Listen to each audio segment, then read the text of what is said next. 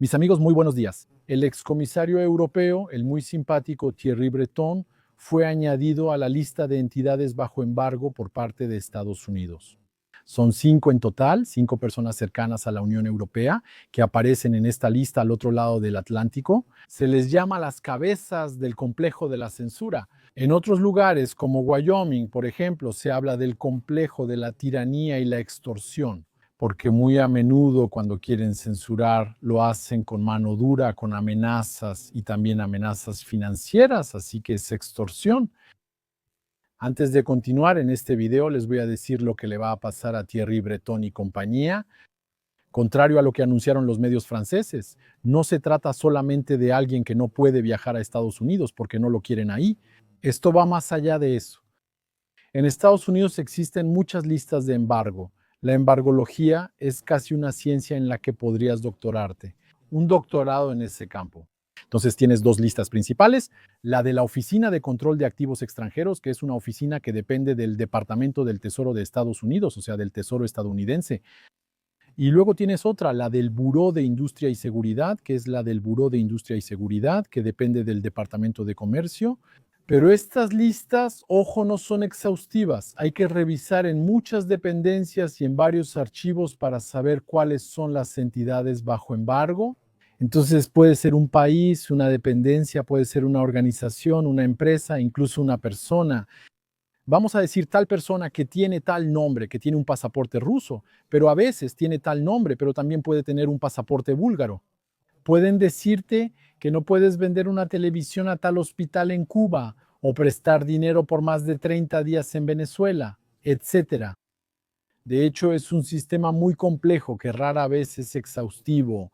Te diré, el efecto negativo que causa es que, como es muy complicado, si te dicen que no prestes dinero a Venezuela por más de 30 días, no vas a ir a prestarlo por 29 días o 15 días. Es tan complicado que igual temes equivocarte. Si te dicen que no vendas un televisor a ese hospital, no les vas a vender cucharas y sillas, porque tienes miedo de que en otro archivo, en algún lugar esté eso, y si te cachan haciéndolo va a salir mal. Entonces, las empresas estadounidenses tienden a reaccionar de manera muy dura ante este tipo de prohibición cuando una entidad está bajo embargo. No quieren ni mencionarlo. ¿Qué implica eso en la práctica para alguien que acaba en esa lista? Eso supera la prohibición de volar. Significa que las aerolíneas estadounidenses no querrán venderle un boleto, pero eso no es todo. La persona no puede tener cuentas en Gmail, Facebook ni abrir cuentas en otros sitios. Uber en Airbnb no puede abrir una cuenta en eBay, no puede usar X, no puede usar WhatsApp. De hecho, prácticamente no puede usar nada que sea estadounidense. De hecho, ni siquiera tiene derecho a comprar una licencia de Windows, por ejemplo, o una licencia de Microsoft Word. ¿Ves? Si se la compras porque te dice que Microsoft bloqueó su tarjeta Visa o American Express, me compras una licencia de Word, por eso puedes ir a la cárcel, ¿entiendes? Entonces, son personas que van a quedar completamente aisladas, a veces mucho más allá de la prohibición del embargo inicial. Ahora, ¿por qué? ¿Qué está pasando realmente?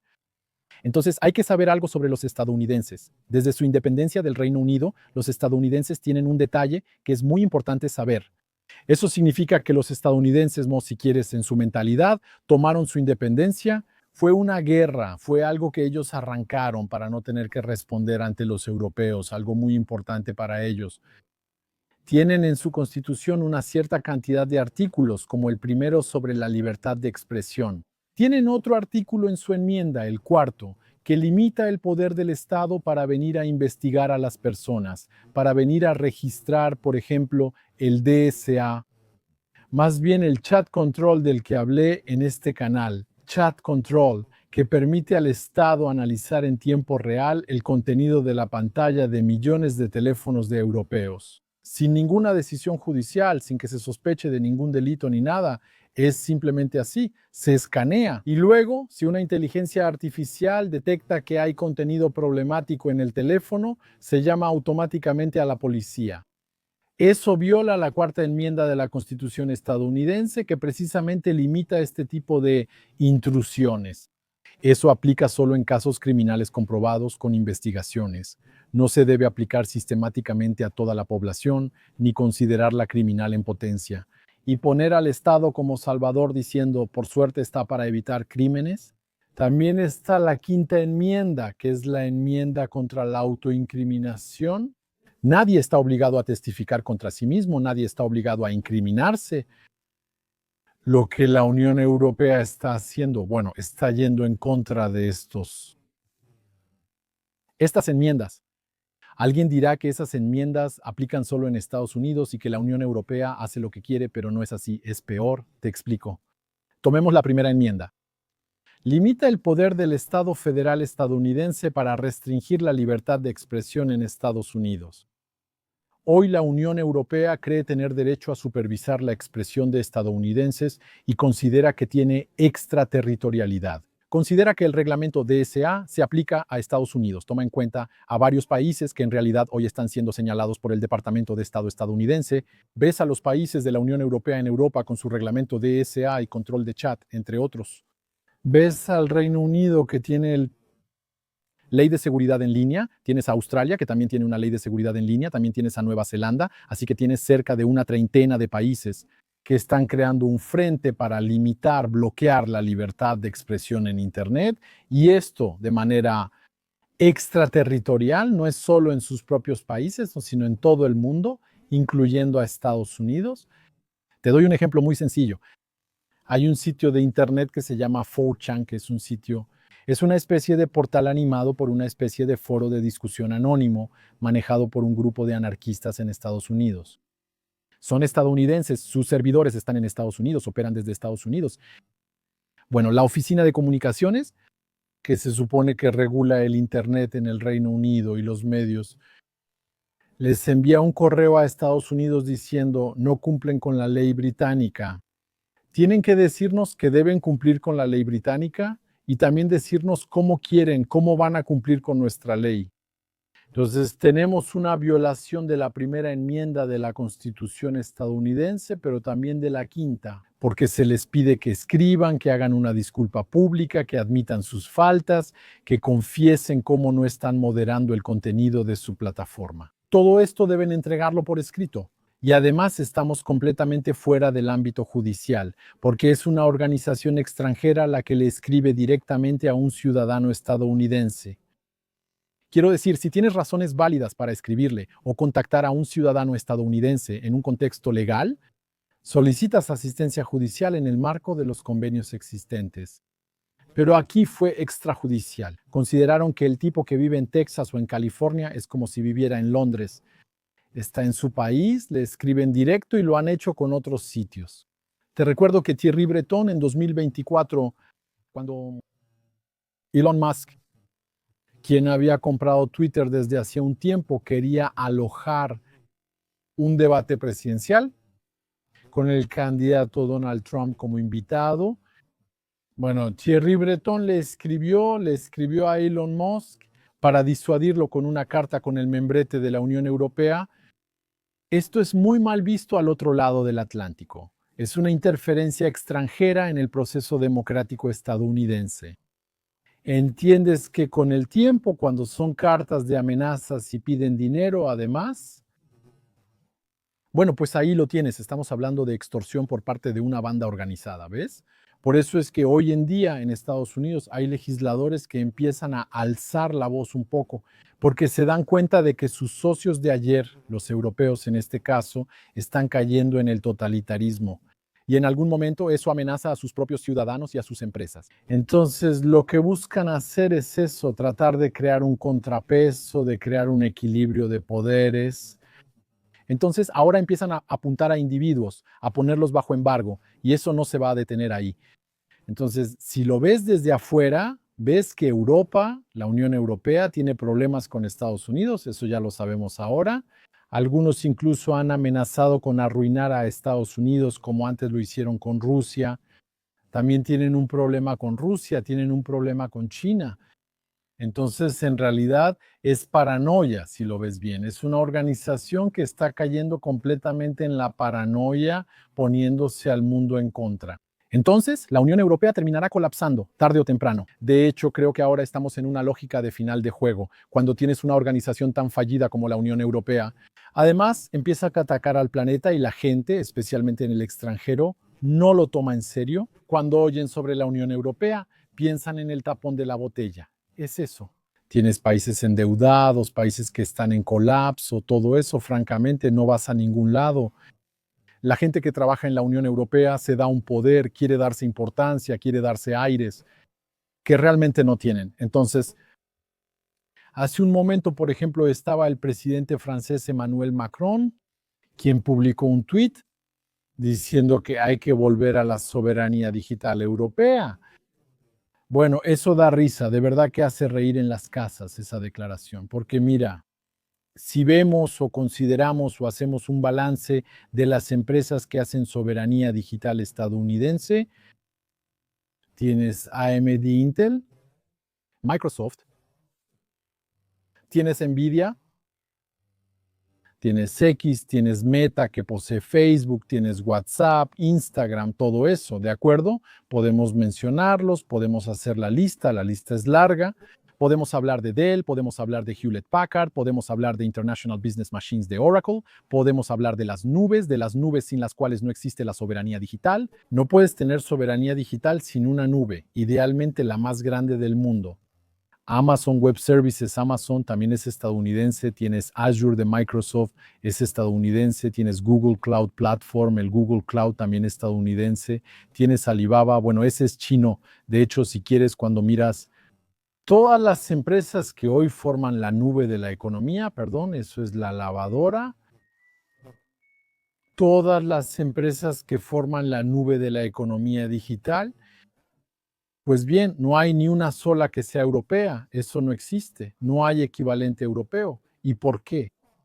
Porque Europa es demasiado burocrática para permitir la evolución de startups modernas. No es posible. Europa se está destruyendo. No solo las industrias que existen desde hace más de 100 años están cerrando, sino que incluso las startups modernas que podrían estar a la vanguardia de la tecnología, como la inteligencia artificial, por ejemplo, como la inteligencia artificial, no logran existir en Europa. Mientras que en Estados Unidos la gente va a Silicon Valley, se reúnen con inversionistas, se encuentran con incubadoras y los ayudan a crecer rápidamente.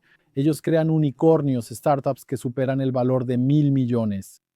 Y luego en Europa no les vamos a poner la alfombra roja, les vamos a mostrar la hoja de impuestos, les vamos a hablar de retenciones, les vamos a hablar de regulaciones, les vamos a hablar de carbono. Voy a decir, es un sistema destructivo. Para los europeos es un cambio tecnológico importante que han perdido. Voy a decir esto, lo terrible es que si lo veo desde mi perspectiva africana, es que en África hemos perdido una cierta cantidad de cambios importantes. Teníamos problemas estructurales graves. Europa ya había hecho esos cambios. Si lo ves tecnológicamente hablando, Europa hasta hace poco tiempo, podíamos enviar objetos al espacio, construir trenes rápidos, cavar túneles bajo el Canal de la Mancha y volar el Concorde. Y todavía quedan rastros de eso, todavía queda cierto conocimiento relacionado con eso. Pero Europa se está destruyendo.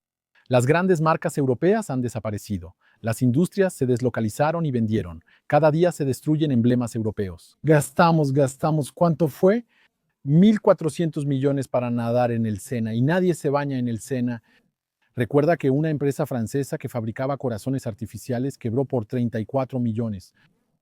¿Ves a lo que me refiero? Eso significa, aquí tenemos una Europa muy burocratizada, ideologizada y gestionada por personas que la están haciendo quedarse atrás civilizacionalmente, volver a trazar la historia al revés, o sea, retroceder, y además destruir los logros y luego destruir la relación con todo el planeta.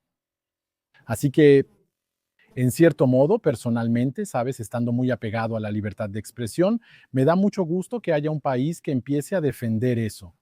Estados Unidos ha sido variable en eso, ¿eh? No hay que pensar que por la primera enmienda todo es igual. Si ves en la época de Biden, por ejemplo, quiero decir, no era así, ¿eh? En la época de Biden la censura venía de los dos lados, venía de Europa, pero también venía de Estados Unidos, ellos estaban totalmente metidos. Actualmente esta administración parece estar comprometida, al menos por ahora, con la libertad de expresión. Aunque hay respuestas que tienen que ver con el maestro Thierry Breton, La lista de personas bajo embargo me parece corta y no refleja la amenaza real.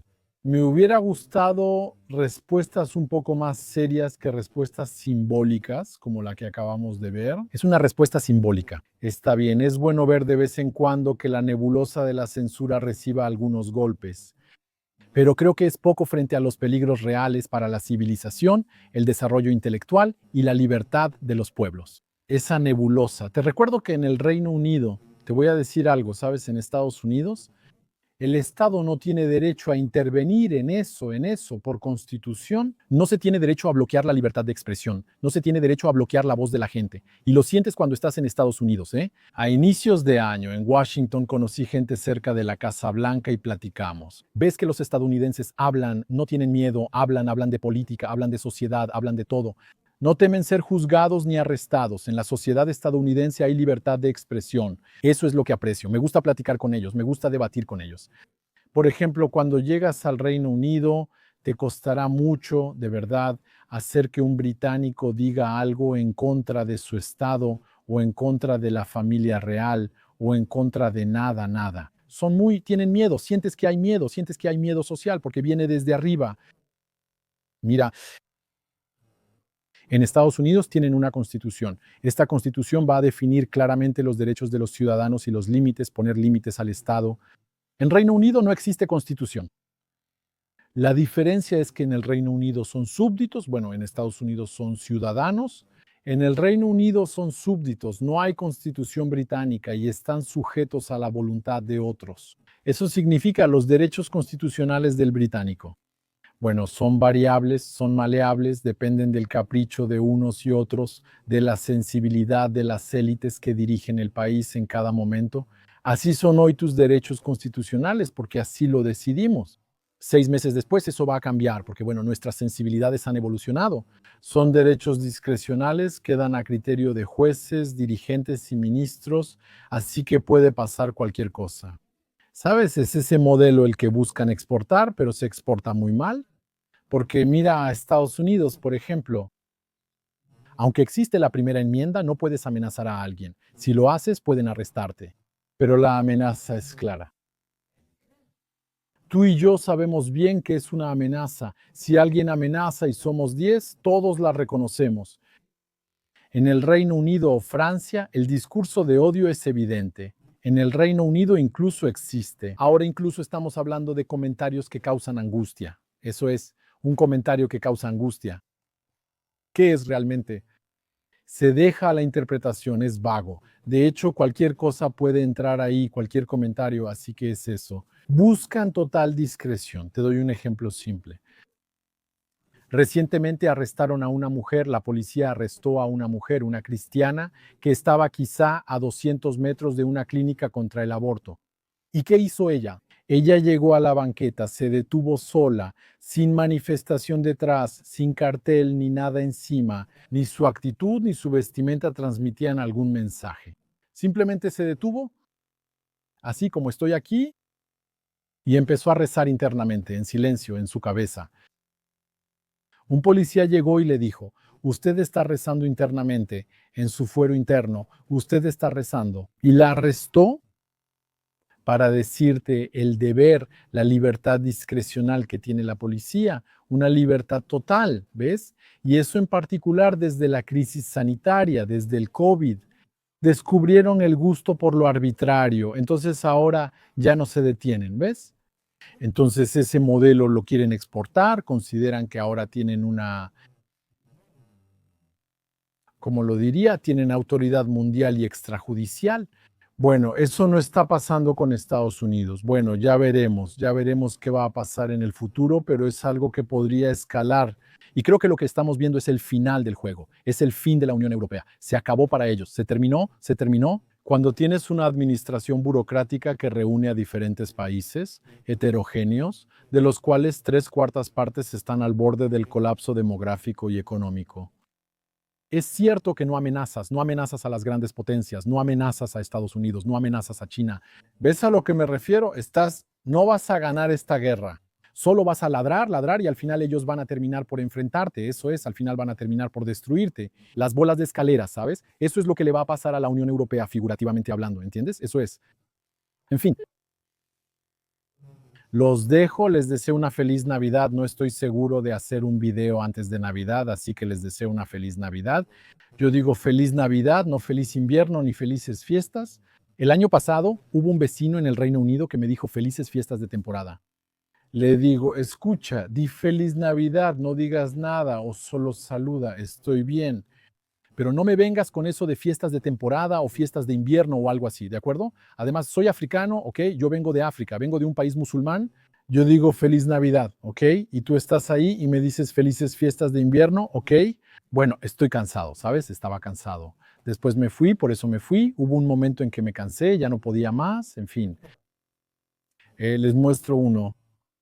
Me invitaron a una comida muy interesante con amigos en Isla Mauricio por Navidad.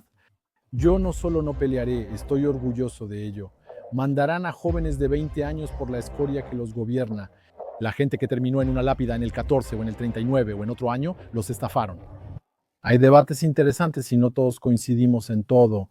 Pero eso no impide la amistad, no impide que podamos compartir y discutir con respeto, alegría y buen humor. Les dejo el enlace debajo del video. Hasta muy pronto, amigos, y nos vemos pronto.